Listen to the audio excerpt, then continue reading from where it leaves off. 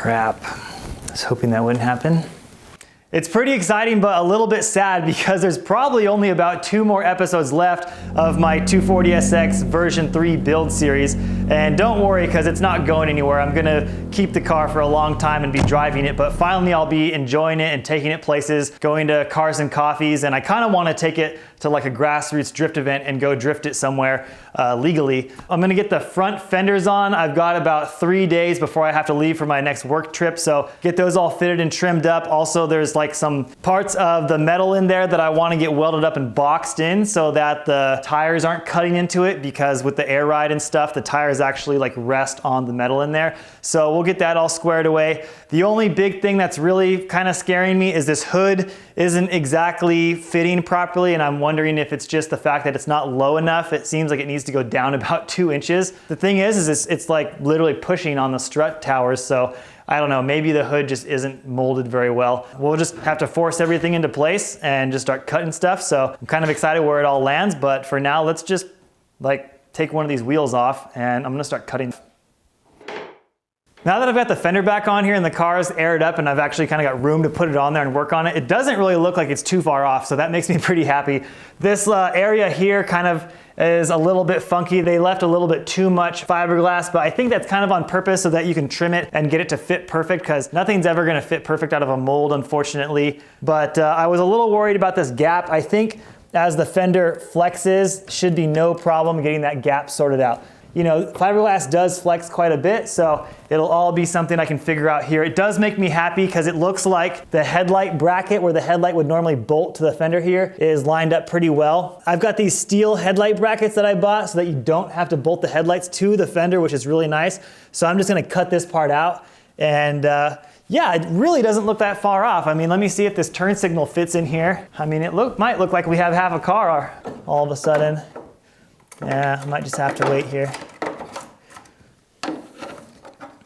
I have had kooky headlights on this car for like the last 8 years. Of course, these ones are brand new, but I had kind of a mixture of the Zanky fenders with those more round corner markers, and that made the car kind of look like an S15, and people loved that. It was this weird mismatch of things that no one had ever really done.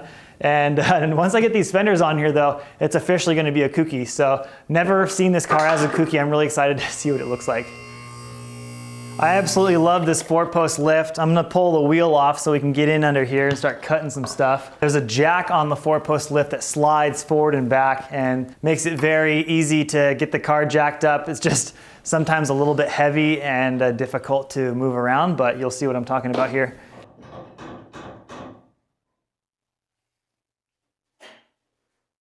I took both of the wheels off and unscrewed the struts so that I could get lots of droop out of the suspension and throw this fiberglass cloth over it. Hopefully that'll protect the air ride from any sparks from the welder or the grinder, because that's literally just rubber and it's gonna melt right through it if it touches it. So I'm also gonna figure out a little situation with this wiring here. If you saw a few episodes ago, I cut into this harness so I could find the power wire so that I could power the DRLs at the same time as the running lights. I just haven't really done much with the harness here. It's kind of just chilling. For now, I'm just gonna put some tape over it so that it's a little bit cleaned up and kind of just tied out of the way so it doesn't get nicked with the grinder.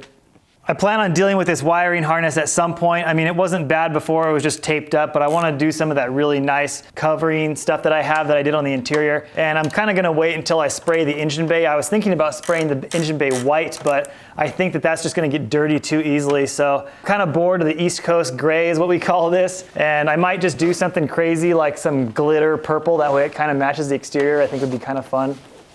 I cut this years before to clearance for the tires, and it's working pretty good. I just don't like how the tire literally sits on top of this, so I'm gonna cut this lip off. That way I get rid of these sharp edges. And then the idea is to kind of just box it in, take a piece of metal that I cut in the exact same shape and weld that along the inside of here. So, you know, it literally makes a box.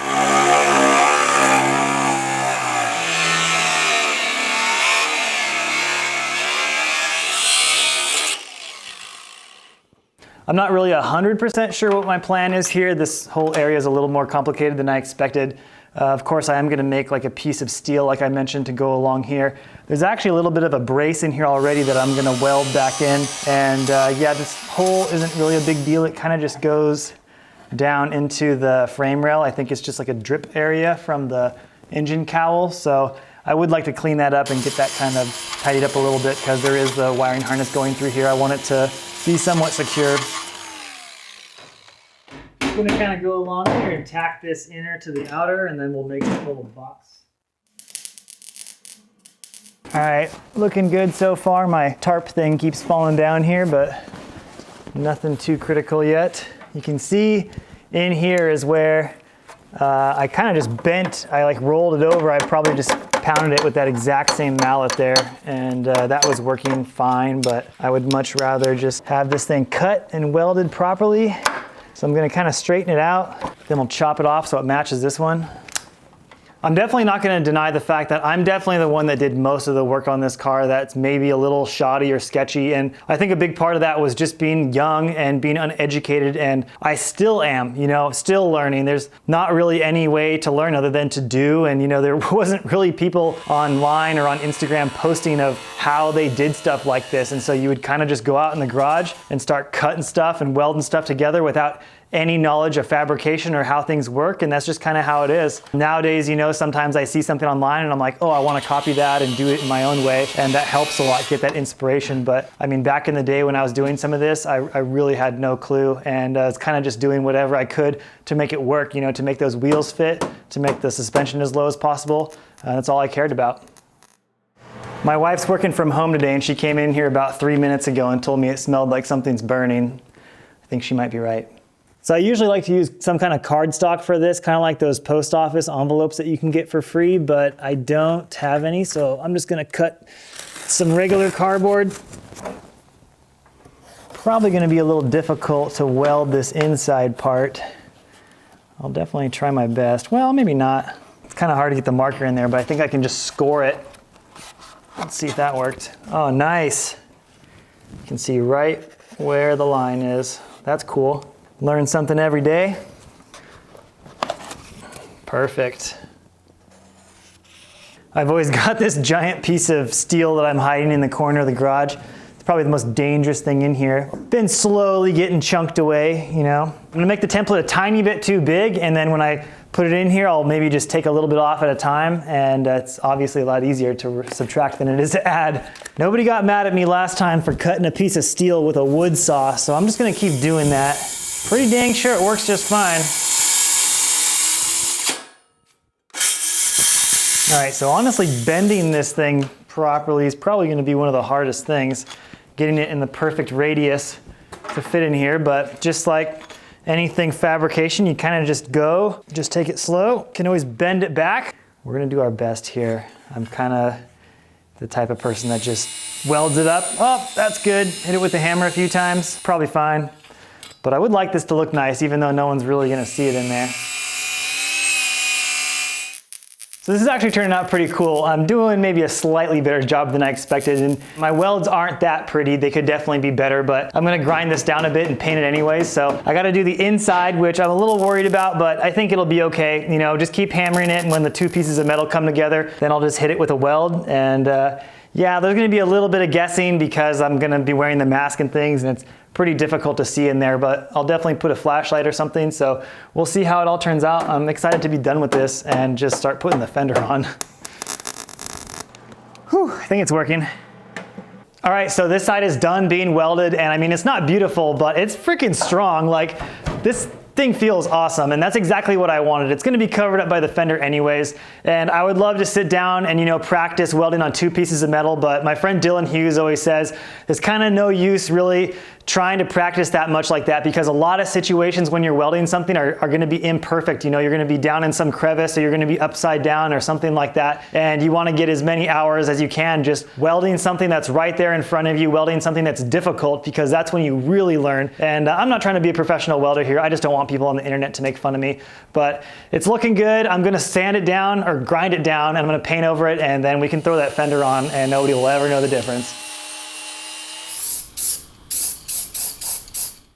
I threw the side skirt on just to see how it looks. I gotta be honest, this is probably one of my least favorite parts of the whole kit. It might just be this weird intake here that has the chicken wire over it that's killing it for me, but I do think the side skirts go really well with the entire body kit. I love these hard right angles here that are really aggressive. Unfortunately, the car being a really dark color, it won't be as noticeable, but we'll see. Not really looking forward to wrapping it. Also, another kind of drawback that sucks is bowing these fenders like I did in the last episode kind of causes them to not line up well because I had to bend them outwards and it messes up the line down here. I couldn't get this any lower because the body line's got to match up with the door here, so honestly the fenders are kind of just crap, but what I am going to do is probably just paint these rivets black so it's not so noticeable.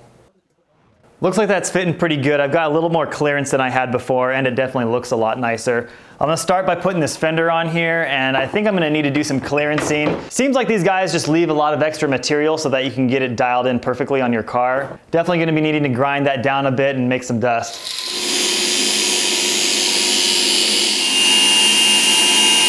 It's coming along pretty slow, but I'm taking my time trying to do a good job. I don't think this A-pillar piece is ever gonna be that great. I tried to kind of cut some of it out, but there just wasn't really enough material in some of the places to begin with. So I'm just gonna send it like that. I don't really wanna mess with it any longer. I did get a few of the bolts in and the thing is looking pretty good so far. I need to do the front here where the headlight bracket would normally go. I got the steel headlight brackets that are attached to the core support on this car, so I'm just gonna chop this off. This is normally what a stock fender would look like and they just mimic that, and people bolt their headlights to the fiberglass fender, which isn't great. So I would definitely recommend getting those. Brackets are nice, but before I do that, I need to actually weld this core support back on. This car was definitely in some front end damage at some point in his life, and whoever welded this core support on it didn't exactly last very long. So I've been looking at this thing for years broken like that, and I'm like, fix it one day. Well, I guess not really doing anything. Just looks like shit. Not surprisingly, these corner markers didn't really fit in here either, and I'm not sure if that's because these are not OEM corner markers or not OEM fenders or a mixture of the two, which pretty typical. It seems to happen all the time. I might have to get the Dremel tool out for this.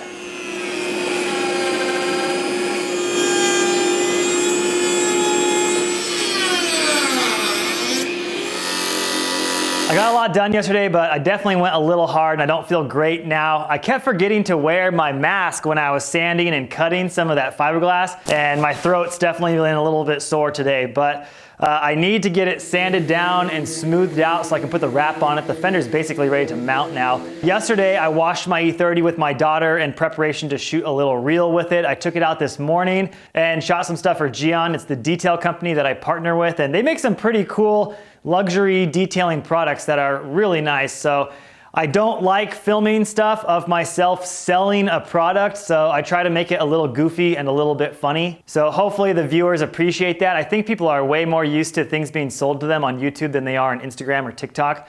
But either way, they're cool products, and I'm not much of a detail guy, but I enjoy using them. So tomorrow I've got to shoot another video. I'm getting a catalytic converter for the car, and I'm gonna put it on and see if it'll pass emissions. So that'd be cool to have the car legal. I know I can get a special plate, which I might end up doing anyways, but I cannot stand the smell of the gas and the unburnt fuel. And I mean, the car's got a really good tune on it, but you still kind of need a cat to get rid of some of that stuff. So hopefully tomorrow goes to plan as well.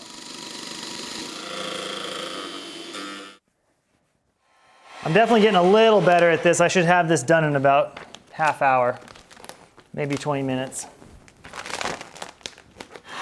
I'm not even gonna bother trying to wrap in these vents. I'm just gonna cut them and make it like 2 pieces. All right, putting this fender on for the last time. It's looking pretty good. I could only find Allens that were reasonable size. My hex cap bolts that I have are all really long, so I need to order some more of those, but these don't look horrible.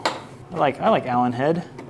The corner marker is kind of set in there pretty good right now. The headlight assembly needs to move back, so I'm gonna need to modify those metal brackets a little bit. Probably just drill some more holes, but that seems fine. The hood still isn't going all the way down, and what I noticed is it's hitting right here on the top of the shock tower, and I don't know what the deal is, if it's a kooky Zanky thing, since this car used to be a Zanky, and now, you know, maybe there was some difference in the hoods or the shock tower height. Probably not. It's probably just the crappy fiberglass carbon fiber hood stuff. So one nice thing is it starts to like leave some scuff marks, so you pretty much know exactly where it's rubbing. I'll probably just, you know, cut a little bit away and see. I definitely need to get the hood latch lower, because you can force the hood down to be in its proper position if you push on it hard enough. So really, if that hood latch came down a little bit farther, it would be happy in its place. I got the car aired out for, you know, dramatic purposes. Looking awesome. There's quite a bit of room in here. Kind of funny how on last episode the wheels wouldn't fit in the 75 millimeters in the rear, but the fronts have tons of room, it seems like. But it's probably perfect because I'm running a ton of camber in the front, like as far as these coilovers will go on the plates, and so I could probably take some camber out, get a little bit closer to zero, so I'm sure that'll make the internet a lot happier, but maybe that'll just be the look I'm going for. And if it doesn't, you know, line up as flush as I want it to, I'll just run,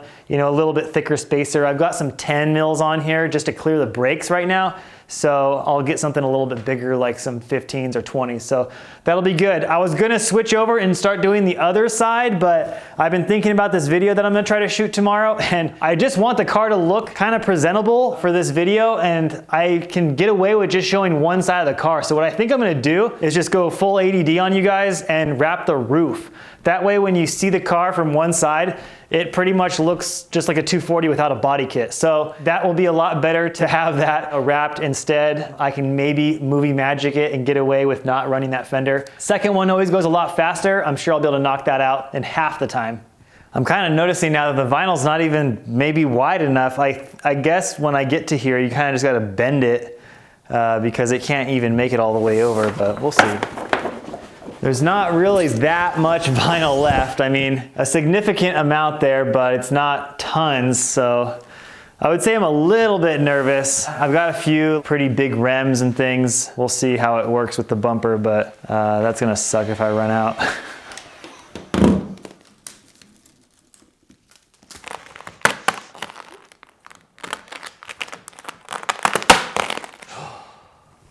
Oh, crap. I was hoping that wouldn't happen. I just got a pretty good tear there in the vinyl. Not much I can do about it. It's gonna be really hard as not tearing it more. That's a bummer. It was going really well. All right, so I tore it right there, and it's kind of hard to get going again. It messed me up mentally, but I got kind of a clever fix as I put another piece of vinyl over it, almost like a Band-Aid, like you would a stitch, to keep it from tearing more. Well, there you go.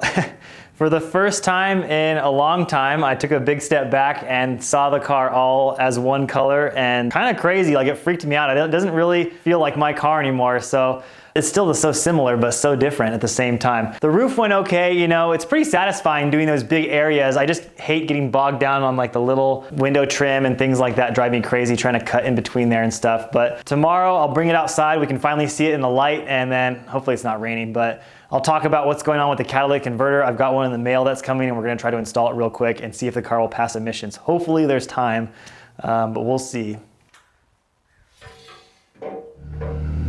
Well, the car's looking really good. I'm so excited to see it outside, all one color finally. And you know, the fitment needs a little bit of work here and there with the hood and the wheels, but I'll get that all sorted in the weeks to come. I wanted to explain my little predicament that I'm in, and I don't expect any pity or anything because this is totally self-inflicted, but Napa Auto Parts reached out to me a little while ago and asked if we could do a video about the 240. I said, sure, no problem. So then they said, can we do one about the exhaust? Because this is gonna be exhaust month of March. And I was like, yeah, of course, without even thinking about the fact that I don't really know what I could change on the exhaust, because the thing's got a full vibrant stainless steel catback that my buddy Robbie made for me, and I can't really do an O2 sensor since the thing's on standalone. So I started thinking about it, and I realized this car really could use a new catalytic converter. I've got like one of those race catalytic converters in there that's supposed to do something, but it's not working that great, of course. The car did not pass emissions. It would be great to get it through emissions, but would be even greater is to have the car not smelling like exhaust all the time, because even though it's on a really good tune, my friend Jason did a great job getting this thing running really well,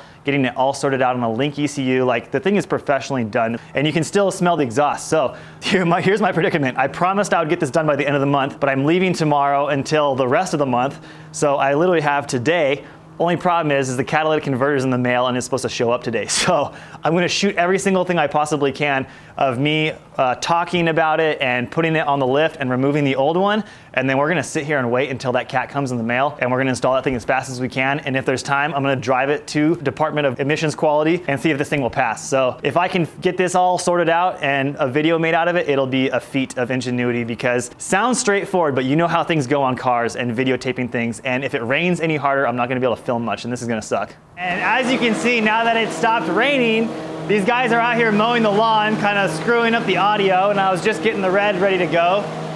So I'm probably gonna have to wait 20 minutes or so more for that, and I'm sure as soon as they're done mowing the lawn, it'll start raining again.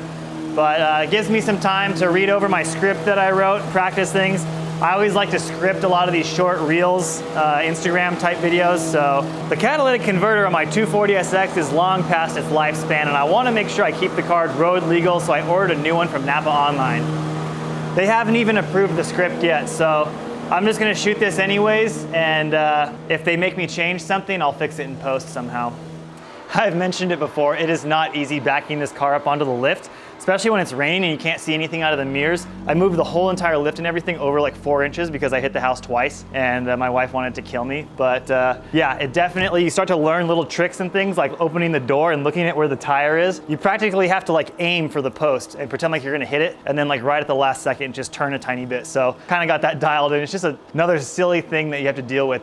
All right, so here's what we're working with down here, and it's a good thing that I decided to do this because I lost a bolt, it looks like, and the gasket has blown out. This thing is just hanging here. This is a 3-inch high flow cat. So high flow cats, I guess, are kind of made for racing applications, but they're definitely not street legal. And you know, in some states like here, you can kind of get away with this for a while, but the problem is when you go to the emissions testing facility, it's hard to get the car to pass, and I went and it almost passed. It was close. You know, I kind of revved the thing up and got it hot with a little O2 sniffer that they use, and it just wasn't quite there. So I think that if I get this new cat in there, it'll pass emissions, and I'll have, you know, new tags for my car so I can be legal. The new one is like a stock one. I could not find a 3-inch one, so the new one is 2.5, but I bought this little downsizer thing that will take the 3-inch and make the 3-inch into a 2.5. And I'm sure everyone's just rolling their eyes saying like you're gonna kill your power and everything. I've heard it both ways. I've heard 2.5-inch exhausts can actually create more torque down low, blah, blah, blah, blah, with the back pressure or whatever. But we'll see. This might not be a forever thing, you know. I might just put it on here, go past the emissions, put the other one back on. But if the car smells a lot better, I might just leave it on. I don't care if I'm losing 10 or 15 horsepower. Oh, good thing I brought the car in because they're just blowing crap all over the outside of my house now. All right, I'm pretty sure that I've got some exhaust gaskets up here in this box. Oh, spider webs. Oh, that sounded expensive. Oh, here's the door hinge I was missing like 5 episodes ago. All right, let's pull that old catalytic converter out of there. We're officially in the window of when the new one is supposed to arrive. It's 11:30, so 11:30 to 2:30 is the window, so we'll see here. So this thing really isn't in bad condition. I'm kind of being over dramatic in the Napa video with how old it is. It's only a couple of years old, maybe 4 or 5 years old, because I put it on the car when I did the SR swap, and it's probably only got like 5,000 miles on it. It's kind of funny, like one side smells really strongly of gasoline and the other side doesn't. So clearly what the stuff that's in here is sort of working. You can see through it, so we'll have to see how it compares to the other one when the other one arrives. But yeah, I'm curious, you know, what a real catalytic converter looks like. I don't think I've ever started this car up without an exhaust either, so I have to do this. I just have to. Hold on a sec. Oh, it says arriving soon. I got the notification.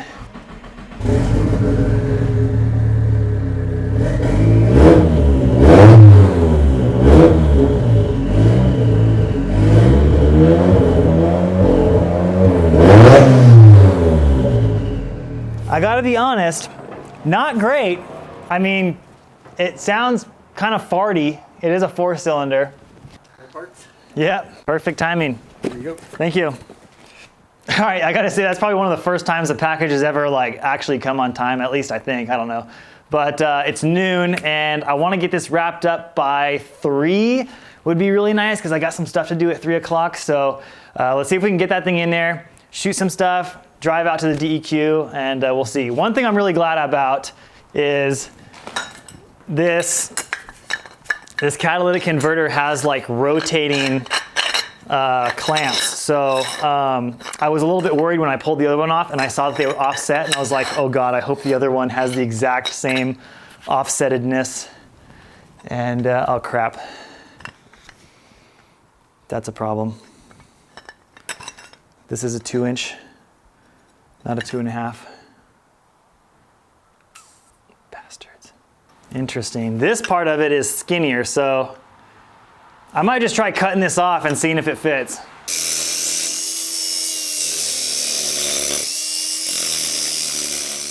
All right, so yeah, it's still not fitting, and it's, I mean, it's kind of close, but this thing's got to slide all the way in. It's not like I can just bend the edges. So I think for now we're going to abandon this, and we'll see. Before we do anything, we must get the B-roll. The B-roll is anything that's not the A-roll. And sometimes, if it's unimportant enough, we call it the C-roll.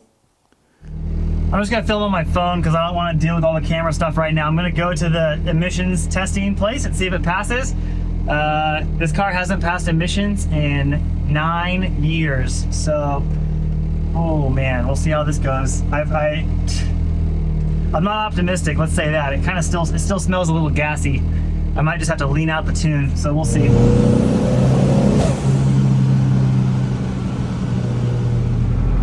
So it has been quite an interesting last few hours. As you saw, I was at the testing station and I brought the car in there and it was starting to pass with flying colors. Everything was going great, and then somebody came up and asked me, hey man, do you have standalone in this thing? And I was like, yeah, but clearly it runs pretty good, right? And he said, I'm gonna have to ask you to leave. Standalone is illegal in the state of Oregon and we can't have you here. So they basically wouldn't give me my passing grade and sent me on my way. So I'll probably end up getting a special plate for this car. Same with the E30. Not really a big deal. Basically just says that it's a show car and that you don't use it for daily driving, which is 100% true. But I cannot get over how excited I am that this thing doesn't smell like exhaust anymore. You would not believe the difference it made. Like, I usually cringe backing this thing into the garage because it makes the garage smell so bad. And it basically smells like nothing now. I can smell a little bit of something, but it's just like, I don't know, it smells just like whatever, like burnt something. It's not gasoline anymore, which is incredible. Like, I am head over heels about that. I don't care about any of the other stuff. Then I went out and I started filming some driving shots for the reel, and right towards the very end, well, of course it was at the very end, I went to like whip a U-turn really hard. And it's probably a good thing this happened now, but when I went full lock really hard, it ripped the air ride line out of the little MPT fitting that I have, like literally broke it in half, and the bag just went poosh. So that was interesting. That's only the 3rd or 4th time that's happened to me. Luckily, you can still drive this car with only 3 bags. So what I did was I caddy cornered it, and this would have worked better in the rear, but we got away with it in the front, is I put the passenger side all the way up to 100 PSI, I put the rear driver's side all the way up to 100 PSI, and then I put the rear passenger side at 0. And you know what it did is that it made the car tip back, and so the front wheel was not being pulled off the ground, but that suspension was basically being rendered ineffective. So luckily I was only about 2 miles away from my house, and so I kind of just slowly drove through a bunch of neighborhoods, laughing to myself as I went because I couldn't believe that I was pulling it off. And it has been one hell of a day, but most of all, I think I nailed the video. I got everything that I wanted. I think Napa Auto Parts is gonna be happy. Technically the car passed, but we're gonna have to revisit the license plate situation. Whatever, it is what it is. I've been driving this car with no tags on it for 10 years, so not that worried about it. Anyways, might have to cut that part out. Check your polarizers. Thanks for watching.